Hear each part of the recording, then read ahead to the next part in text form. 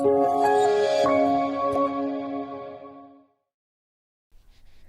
everyone. I'm Traci Arieli, end-of-life doula and founder of Comforting Closure. In our previous podcast, we spoke about medical aid in dying and voluntarily stopping eating and drinking. Continuing our journey to understanding end-of-life decisions, today we'll explore palliative sedation, DNR, refusal of care, and the complexities of dementia in end-of-life choices. Once again, I'm honored to be joined by Angela Schultz, a regional advocacy manager for Compassion and Choices, an organization that advocates for patients' rights and dignified end-of-life care. Angela, it's a pleasure to have you back. Thank you. Thank you for having me again. Thank you so much. So let's move on to palliative sedation. What is palliative sedation, and when is it considered as an option for patients? So palliative sedation, sometimes it's called like terminal sedation. And this would be when a doctor gives you medication that will make you unconscious for the last bit of your life. I think most people die within like 1 to 3 days. Like 97% of people die within 1 to 3 days. It's rarely ever used. And it is typically used if somebody is at the end of their life and they are usually in a hospital setting as well. But if they just have uncontrollable pain.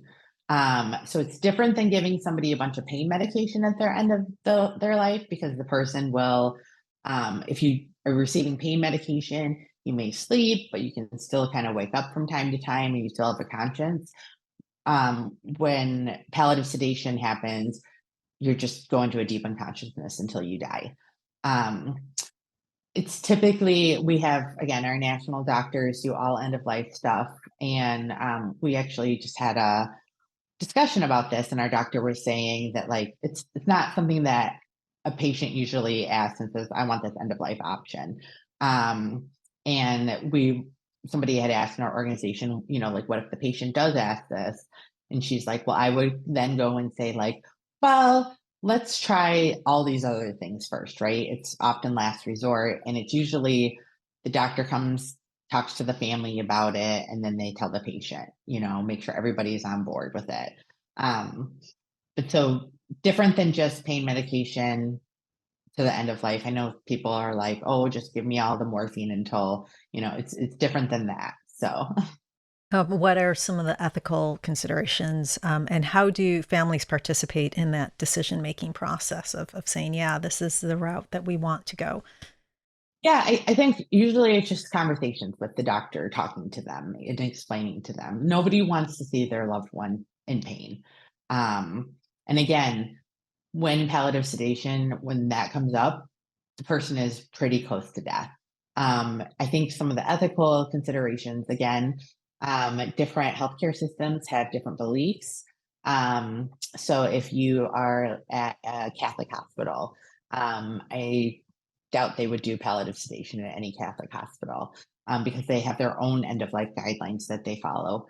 Um, but so I think it's just, again, going back to a doctor's personal belief on whether or not they're doing something that is, you know, they consider helping you die versus helping you have a good end of life, you know?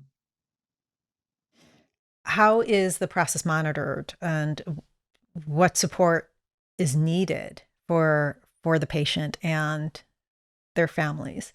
Again, it's the times I have dealt with it is somebody has been in the hospital. So there's a whole healthcare team around there. In most cases, hopefully the family has already been called out. You can get hospice in the hospital as well. So sometimes you have the hospice team there working with the families. I'm sure you've been in hospitals to work with families. I haven't heard of it being given out in any other setting. Have you? No, no, I haven't, because I mean, there is such a overhead of support that's needed, right? And um, so usually what I've seen is, VSED is explored much more readily than sedation, and because people like to be cognizant, they like to be up as much as they can mentally there. So let's move on. Let's talk about DNR. Um, well, can you clarify what DNR, do not resuscitate, is and how it fits into broader advanced directives? Yeah. So have you heard they're kind of changing the terminology around DNR too, and calling it allow natural death. So AND, which sounds weird sometimes when I say the acronym and. Um, but it's just again to allow a natural death. So if you you know, I always think of my grandmother because she had Alzheimer's and she had her DNR. If her heart were to give out on her, she wouldn't want CPR. She didn't want, um, anything extensive because um, one of the things too that they have found out with CPR is that it's very difficult to recover from. And I think one of the things we talk about too is you watch these doctor shows on TV and it's like, do CPR and everything's great, and that's not the reality of it. Um, and so it just is a form that you fill out. You can keep it on you. Um, you know, Give your doctor one of them. Anyone can go get it. And you just list out what it is you want and what you don't want. I have a friend who she's a hospital social worker, and she's like, she's 28 years old. She's like, after she did hospital social work for 6 months, she's like, I don't ever want CPR. I want that. And I was like, no, you're being ridiculous. Like healthy 28-year-old compared to like 90-year-old that you saw him get his ribs broken, and then died later anyways, is very different.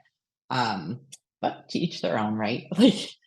But I did It, talk to her. it's it's funny, and sorry, Dad, to say this. My father in his 80s, I was talking with him, and he said, "Yeah, I just, you know, have them just keep on doing CPR on me and waking me up." And I'm like, Dad, it's really not like that. It's either chances of coming out of that and walking out of the hospital somewhere about two or three. Just it's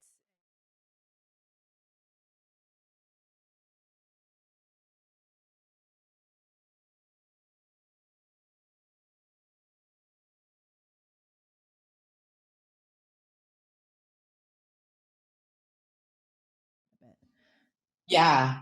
And they have an out of hospital DNR too. And so DNR can go in your hospital record, depending on where you live.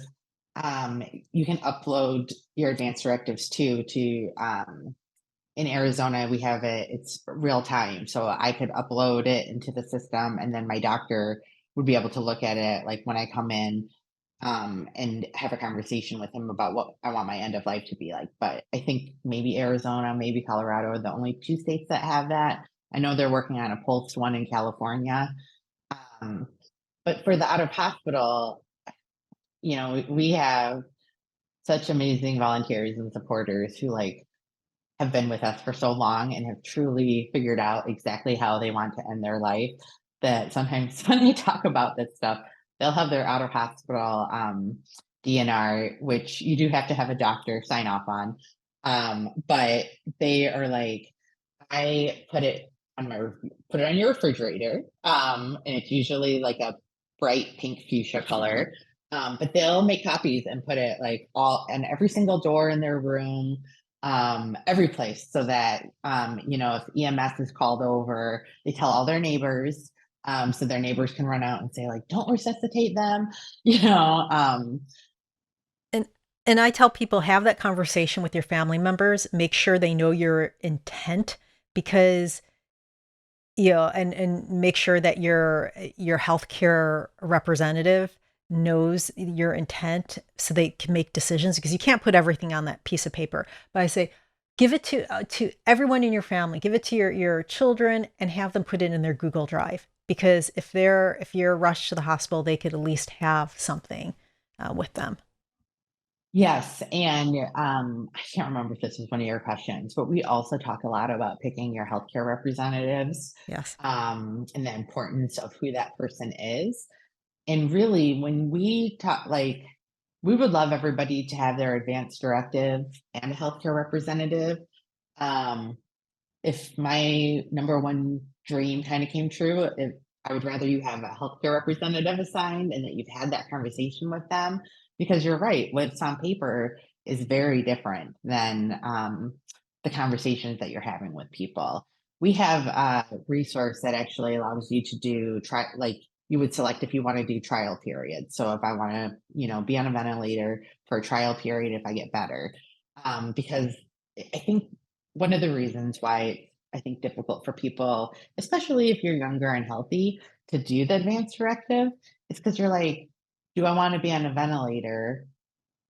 I don't know, right? Like, is it gonna, I don't want to be on a ventilator for 20 years, or for me, I don't want to be on a ventilator for a year, but and the longer you're on a ventilator, the less chance you have to ever breathe on your own again. But like, if it's 24 hours, 48 hours, do I want to be on a ventilator? Sure. And then I'm gonna like live the rest of my life just out. Um, so I think having the trials in there, and then again, it's about really having that conversation and understanding that your healthcare proxy understands what it is. So like, yeah, she wants to be on a ventilator for a little bit, but she doesn't want to be on a ventilator, for 10 years. Because some people consider that you're still being alive.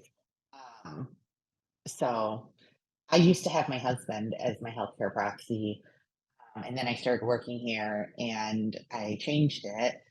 I have a really good friend who is also a social worker, and she's like 5 feet tall and can be, she's so sweet, but can also come off as aggressive. She's a really good That's advocate for good. people. And I started changing it. And my husband like came in, he's like, "What are you doing?" And I'm like, "Oh, I'm just filling out my new paperwork. I'm gonna have Michelle be my healthcare proxy now." And he was like, "Why?" And I was like, "I mean, would you pull the plug on me?" And he was like, "Oh, I don't know if I could do that, you know?"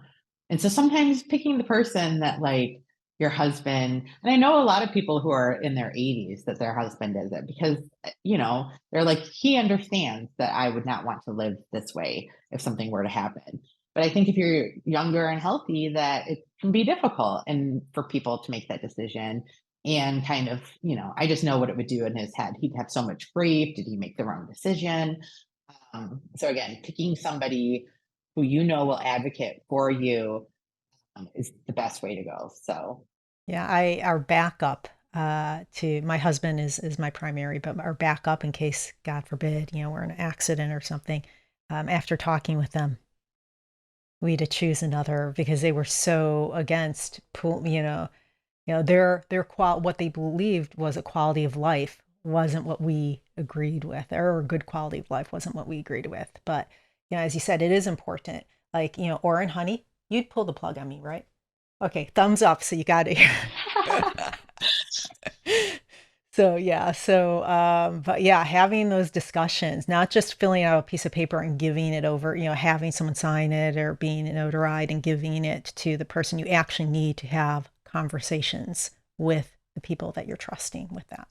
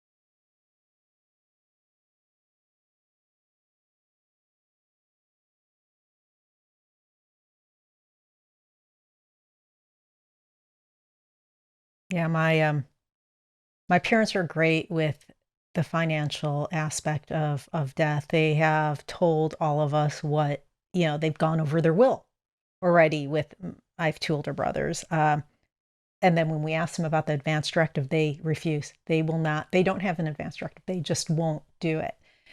Which I understand. It's a tough conversation. But what I've told them is the monetary stuff, that's not going to break us up as siblings. But when you're in the hospital and making those decisions, uh, that will break us up as a family. So let's have that conversation, because it is, when you're in the moment, it is so emotional, and you don't want to be in a place where you're in the moment having to make those decisions and you're in a disagreement with your siblings about what to do. That's horrible. Yeah, and not knowing what to do and having to think like, you know, if somebody, has that 1% chance that like life could return semi-normal, like what would my parent want, We know that we have to take and use advanced directive, really, really take and talk to our family members. So the allow natural death, does that also include all types of refusal of care? No, it's just another name that they're coming up for DNR. Okay. Yeah, So, just to make it more clear that you're going to allow natural death. yeah. And so how does, what other things do people think about with refusal of care? So as far as, when we talk about the dementia stuff. No, just other, like feeding tube and and so is I know that in the advanced directive, there's also, it's not just about the ventilator and CPR. It's about refusing other types of care also, and you have an option of refusing other life sustaining or extending treatments. Can you talk about that a little? Yeah, so you can go through and mark which ones you want and which ones you don't want. And so, if you want to be on a feeding tube, then you can mark, like, I don't want to be on a ventilator, but I'm okay with being on a feeding tube. Um, and you can also put your own um, requirements in there. So if there's a specific kind of treatment that you don't want, they have a list, and every state is a little different. But so they have a list of common end of life treatment options, and we have the book that I was mentioning. It's an advanced toolkit. It will go over like the most common end of life options and treatment options, so that you understand a little bit better. Um, like, again, I think people think I can just go on a ventilator and then return to life as normal, not realizing that you might need to be on a ventilator or have breathing help for the rest of your life. Same with feeding tubes. I think some people also don't realize that, as you are aging and dying, that like it can be difficult for the food to actually go down. It can cause pneumonia. It can cause other illnesses. It cannot be pretty sometimes. So it's important to understand what the different options are. And then again, there's an option for you to write in if there is specific treatment options, at least in Arizona, there is. Do you know if there is for California? You can also like staple on other documents that you want to have on there. So you could have your advanced directive, um, with your DNR, your out of hospital, and your pulse, essentially. Um, what sometimes people think is like, well, I'll just get my DNR or my pulse, but you really need that advanced directive too. And I know that Five Wishes also has they have one that's actually online also that you could continually update if you want to. And that is something that you should revisit every couple years. But I'm yeah, trying to so think of the five. We always say there's 5 Ds, and I'm totally drawing a blank on the fifth one. But we say every decade, anytime you get diagnosed with a new disease or illness, anytime there's a major family change, the D comes in because we say such as divorce. Um, and then anytime there's significant decline. Do you know what the other, have you heard this, what the fifth No, D I would be? haven't, but that's I should learn that. So, I should learn yeah, it too, right? I loved because I looked at a whole bunch of different DNA, different advanced directives, and I loved the five wishes because we were able to go in there whenever we wanted to and update. And I'm really a type A person, so I actually do go through and update. Don't think a lot of people do that. And that's another thing when you're deciding your healthcare proxy, like, is this person still the right person? If you made this decision a long time ago, and it's your spouse, like, what if your spouse dies? You need to go in and update that information, or you find out that your healthcare proxy now has different values than you do, and maybe they won't be the best to advocate on your behalf for you. So, yes. Um, So let's talk about dementia. I know that dementia adds a layer of complexity to the end of life option, the processes. How does dementia impact those conversations? So it's really important that if you're going to fill out your advanced directives and have these conversations, that you have that and do this while you still have your decision making capabilities. Um, and again, there are times when, if you have a diagnosis of dementia or Alzheimer's, um, there are times when during the morning and during the day when you'll still be a little bit more clear. And then as the day goes on and night comes around, you lose that ability, right? So, the best is to do it ahead of time so everybody understands. But really, if you get a diagnosis, you should really start talking to your family about what it is that you want and don't want. Because once you lose that decision making capability, then again, it's up to your family or whoever, right? So usually I think doctors will fall to like your spouse or your children.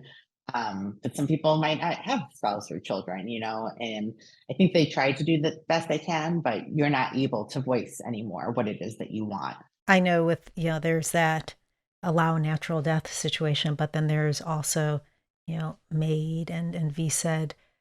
How do people protect themselves? People who know that they've just been diagnosed with dementia. How do they protect themselves so they could say, hey, in this situation when my quality of life gets that I can't swallow or I can't, or I can't make those decisions at this point. I do want to be evaluated for MAID or I do want to go undergo VSED. This is a great question, something that I don't know that I spoke about earlier. So usually when people get diagnosed with dementia, they have about like 8 to 10 years left to live. So you are not eligible for MAID based on a dementia diagnosis because you have to have that 6-month prognosis. You can't put it in your advanced directive. We get a lot of pushback from some people about it, but again, it's one of those protections again. At the time you are making the request for the medication, you have to have your full decision making capabilities. Um, so that is not an option for somebody. Same with VSED. If you have gone to, it's voluntary stop eating and drinking. So again, you're making your full decision capabilities. And so it's not something that you can really plan ahead for when you no longer have those decision making capabilities. And also in part because you have to make the choice and stay very like determined to it, right? So if I have dementia and I'm no longer aware of, really what my actions are, it would be next to impossible to do voluntary stop eating and drinking because, if I am clear for a little bit, maybe at night I'm no longer clear and I just, want food and water, right? So you have to remember that you're doing it and really stay vigilant about it. Um, we have come up with a dementia addendum. I know that there are a few others out there as well. Um, Ours, we're about to launch. Um, my CEO was calling it 3.0. Um, our dementia, it's a dementia values and priority tool. And it's basically an advanced directive for dementia.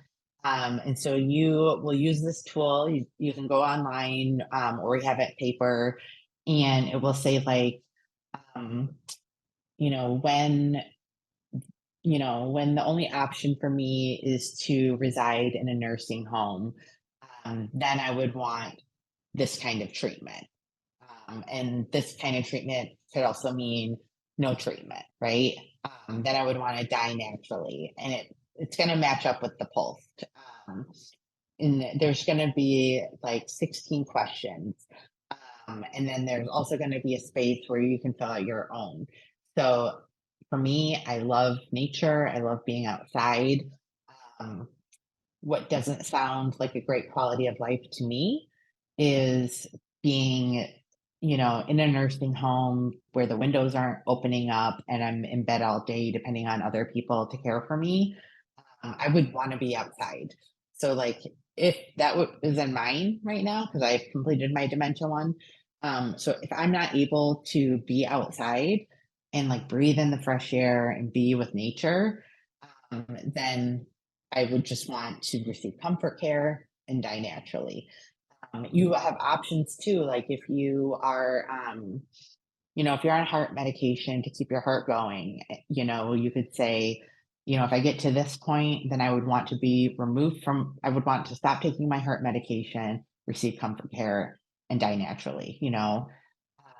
And so while this is not, I don't know of any dementia addendums that are like legally binding quite much as the advanced directives are a little bit more.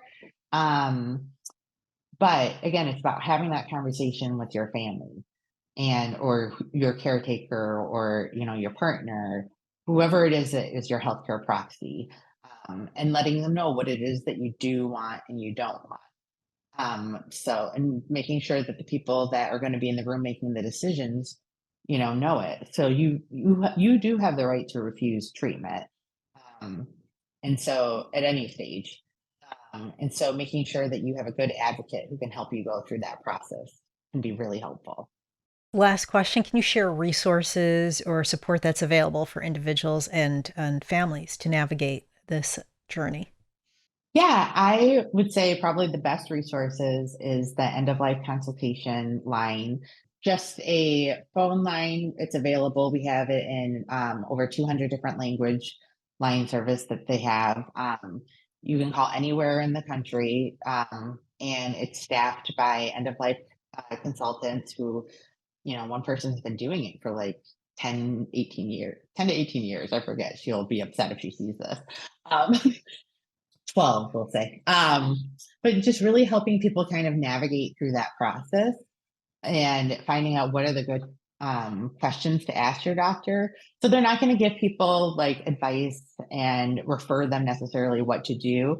If you're stuck, and you are trying to access medical aid and dying in California, we may know some doctors or healthcare systems that we can say like, okay, well, last we heard this doctor, participated, or Kaiser Hospital participated.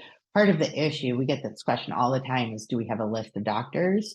Is it just constantly changing? And it was so much to keep up. But some of the local groups that I mentioned, the End of Life Choices California, they really focus on finding that list, helping people navigate different hospices, that can help them. And so our end of life consultation line will refer people to the local groups as well, because the local groups really know what's going on best in their state. Um, they'll also go over like all your end of life options with you and explain it to you. So if you have more questions about voluntary stop eating and drinking, you can call them and they'll really go into detail with you, give you lots of resources on it. So on our website, we have a lot of free resources, just compassionandchoices.org. We have a whole resource center, where you can find the dementia tool. We have our advanced planning guide. We have a webinar series called Staying Stronger Together, that I think it actually came out. They launched it during the pandemic, but it's been so popular, they just kept it. And so we do a lot of free webinars that people can just sign up and join the webinars live and then ask questions. But all of them are recorded and they get put on the website. So we just did a series called As the End Nears. We did a series called As the End Nears. So what does it look like as the end nears and you're dying with dementia? What does it look like as an end nears and you're dying with ALS? So you can go and watch all of that kind of stuff. Um, I am going to talk. Have you heard of the death deck? Yes, I love the death deck. I Okay. actually, when I have friends who do death overdrafts, which Yeah, is yeah, yeah, Stephanie.